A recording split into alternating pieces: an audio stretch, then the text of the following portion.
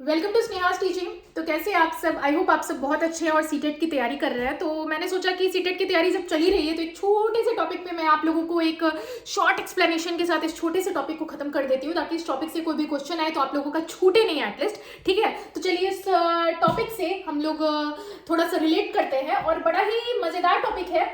Topic है हमारा language acquisition और लैंग्वेज लर्निंग, यानी भाषा अर्जन और भाषा अधिगम के बारे में आज हम लोग जानेंगे। भाई भाषा की बात हो रही है, ठीक है। तो लैंग्वेज एक्विजिशन और लैंग्वेज लर्निंग यानी भाषा जो है अर्जन और भाषा अधिगम, अब दोनों में भाषा तो एक ही है। अब आप देखिए ना अच्छे से, भाषा क्या है, भाषा दोनों में भाषा तो लिखा है, मतलब बात तो बराबर है, तो बात अलग क्यों हो रही है? दोनों में तो भाषा की ही बात हो रही है, तो दोनों को हम लोग अलग तरीके से क्यों ले रहे हैं? क्योंकि यहाँ पे दो टर्म ऐसा आया है जो इन दोनों को अलग कर रहा है, और वो है अर्जन और अधिगम, यानी कि एक्विजिशन और लर्निंग। ठीक है, एक्विजिशन और लर्निंग यानी कि अर्जन और अधिगम में फर्क है। क्या फर्क है? सुन के ही लग रहा है कि फर्क है, कुछ तो फर्क है, ठीक है ना। जैसे कि मैं अपनी बात कर लूं कि स्नेहा ने खाना खाया, ठीक है, और स्नेहा ने पानी पिया। बात तो यहाँ दोनों जगह स्नेहा की ही हो रही है, लेकिन स्नेहा दोनों जगह कुछ अलग अलग कर रही है। एक जगह तो खाना खा रही है और एक जगह पानी पी रही है तो बहुत ही छोटू सा एग्जाम्पल, बट मैंने आपके माइंड में डालने की कोशिश की कि यहाँ पे दोनों जगह दो तरह की बात होने वाली है, ठीक है। तो पहली बात तो मैं आज करने वाली हूँ भाषा अर्जन की, और दूसरी बात जो मैं करने वाली हूँ वो क्या करने वाली हूँ, भाषा अधिगम की। एक होता है कि आप उस चीज को ऑटोमेटिक सीख जाते हो, ठीक है। आप ऐसे वातावरण में रह रहे हो कि उस वातावरण से आपने क्या किया, उस चीज को अर्जा, उस चीज को क्या किया, अर्जन किया, यानी उस चीज को ऑटोमेटिक आपने सीखा।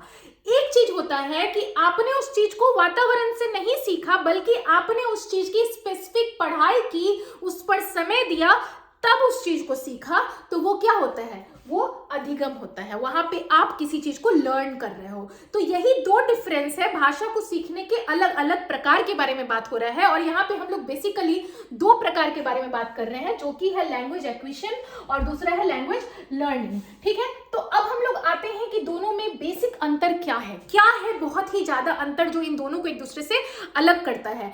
कहोगे मैम सिंपल सी तो बात है कि एक में हम चारों बगल से सीख रहे हैं, ऑटोमेटिक सीख जाते हैं, और एक में पढ़ाई करते हैं, तो इसमें हम लोग इतना जानने की क्या जरूरत है? अगर भाई जानने की जरूरत ना पड़े तो सीटेट वाले इतने बेवकूफ तो है नहीं जो इससे क्वेश्चन पूछते हैं। सीटेट में आता है, यूपी टेट में आता है, हर जगह ये क्वेश्चन इसमें से घूम फिर के आता है। तो आपको सिर्फ इतना पता होना कि भाषा आप कहीं से अर्जन करके सीख रहे हो या अधिगम करके सीख रहे हो, ये काफी नहीं है। उसके बारे में आपको और भी कुछ बातें पॉइंट में रखनी है, ताकि जब एमसीक्यू में क्वेश्चन पूछेगा तो आप वहां पे फंसो नहीं। तो पहला चीज है कि भाषा अर्जन एक नेचुरल प्रोसेस है जो कि आपको एमसीक्यू में फंसाया जाता है।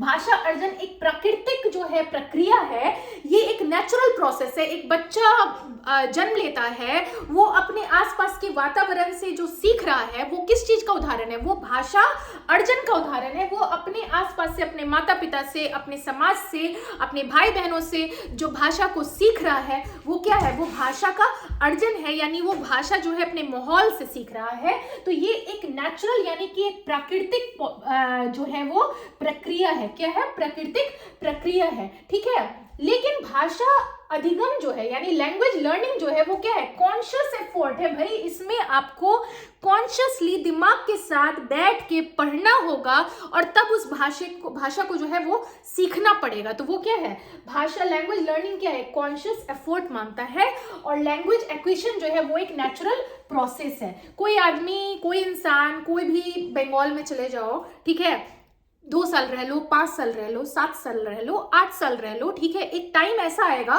कि आपको वहां पे अगर आप भाषा नहीं भी पढ़े हो ना, वहां का भाषा की आप मान लो आपने भाषा की अधिगम नहीं की है, वहां पे आपने लैंग्वेज लर्निंग नहीं की है, तो वहां पे आप लैंग्वेज एक्विजिशन कर जाओगे, यानी कि आप प्राकृतिक रूप से उस भाषा को समझ जाओगे, क्योंकि आपने उस जगह पे बहुत ज्यादा समय दे दिया है। तो कुछ चीजें जो है वो नेचुरल सीखी जाती हैं, और कुछ चीजों के लिए जो है वो पढ़ाई करनी पड़ती है।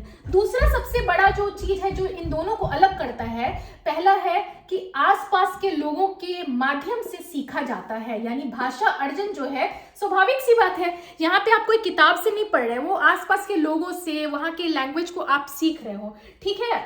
और जो लैंग्वेज लर्निंग है यानी कि जो जब आप भाषा अधिगम कर रहे हो, तो वहां पे आता है दो नया चीज, एक आता है नियम और दूसरा आता है ग्रामर। यानी जो रूल्स और ग्रामर जो है उसके थ्रू आप लैंग्वेज को अगर लर्न कर रहे हो तो वो लैंग्वेज लर्निंग कहलाता है, ठीक है। और अगर आप आस पड़ोस से, फैमिली से, एनवायरमेंट से उस चीज को सीख रहे हो तो वो लैंग्वेज एक्विजिशन कहलाता है, ठीक है।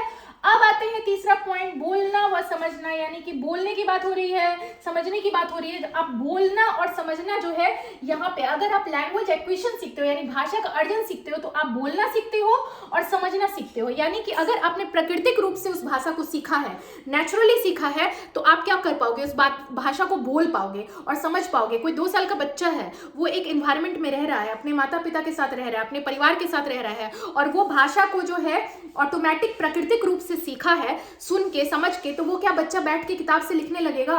क्या वो प्रॉपर ग्रामर लिखेगा कि चलो मैंने सीखा है ये भाषा तो मैं अब लिखता हूँ? ऐसा नहीं है। वो भाषा बोल पाएगा, वो भाषा समझ पाएगा। आप बंगाल में 8 साल रह लो, ठीक है, आपको बांग्ला आ गया, तो क्या आपसे ये एक्सपेक्ट किया जा सकता है कि अगर आपने बांग्ला की पढ़ाई नहीं की है तो क्या आप बोल रहे हो तो क्या आप लिख भी पाओगे, आपको उसका ग्रामर भी पता होगा? ऐसा नहीं है। वो नेचुरली अगर आपने सीखा है तो आप बोल पाओगे और समझ पाओगे। लेकिन अगर आपने पढ़ाई करके सीखा है तो क्या हो जाता है, तो क्या आप कर पाओगे, आप पढ़ोगे और लिखोगे भी। यानी कि आप उस चीज को रीड करोगे और राइट करोगे उस लैंग्वेज को। अगर आपने उसे कैसे सीखा है, लैंग्वेज लर्निंग से सीखा है, यानी भाषा अधिगम से सीखा है, तो भाषा को आप रीड कर सकते हो और राइट कर सकते हो। और अगर भाषा आपने प्राकृतिक रूप से सीखा है तो आप उसे बोल सकते हो और उस भाषा को समझ सकते हो। तो ये डिफरेंस क्रिएट हो जाता है स्पीक एंड अंडरस्टैंडिंग और लैंग्वेज लर्निंग में है रीडिंग एंड राइटिंग। अब आता है जो हमारा नेक्स्ट पॉइंट है कि अगर आपने भाषा प्राकृतिक रूप से सीखा है तो उसमें व्याकरण की जरूरत नहीं पड़ती है। व्याकरण की जरूरत पड़ती है कि नहीं पड़ती? नहीं पड़ती। अगर आपने प्राकृतिक रूप से भाषा सीख रहे हो,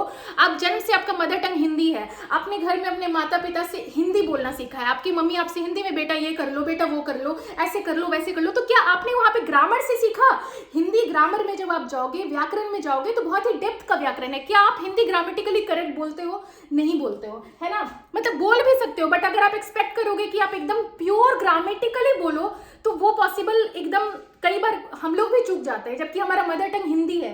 लेकिन अगर आपने उस लैंग्वेज को लर्न किया है, यानी अगर आपने उस भाषा की अधिगम की है, तो आपको आपका जो क्या है ना, यहाँ पे व्याकरण की जरूरत नहीं पड़ती। लेकिन अगर आपको लर्न करना है भाषा को तो वहां पे किताब की जरूरत पड़ती है, यहाँ बुक आ जाता है। यहाँ पे आप नेचुरल प्रोसेस से नहीं सीख रहे हो उस लैंग्वेज को, यहाँ पे उस लैंग्वेज को आप लर्न कर रहे हो, तो वहां पे बुक की जरूरत है और व्याकरण यानी ग्रामर की जरूरत है।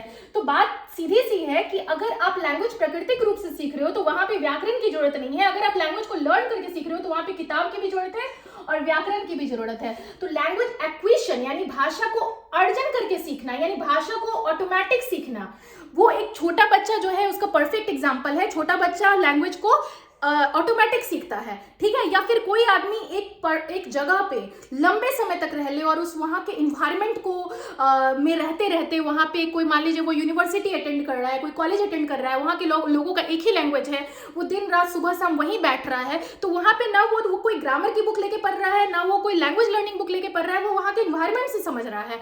तो वो क्या कर रहा है, हम क्या कहेंगे, वो इंसान जो है वो लैंग्वेज एक्विजिशन कर रहा है, यानी भाषा की अर्जन हो रही है उसमें।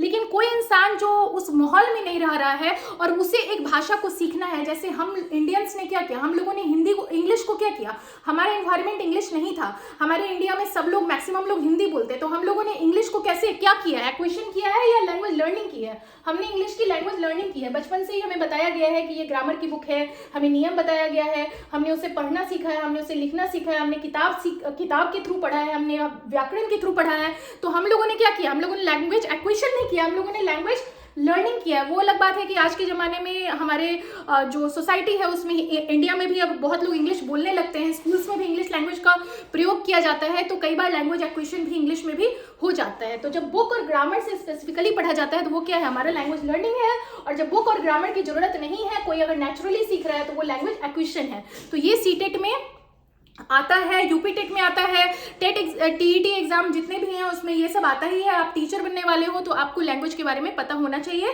ठीक है। तो ये था हमारा आज का टॉपिक, एक छोटा सा शॉर्ट टॉपिक था जो मैंने एकदम से फटाफट से क्लियर कर दिया।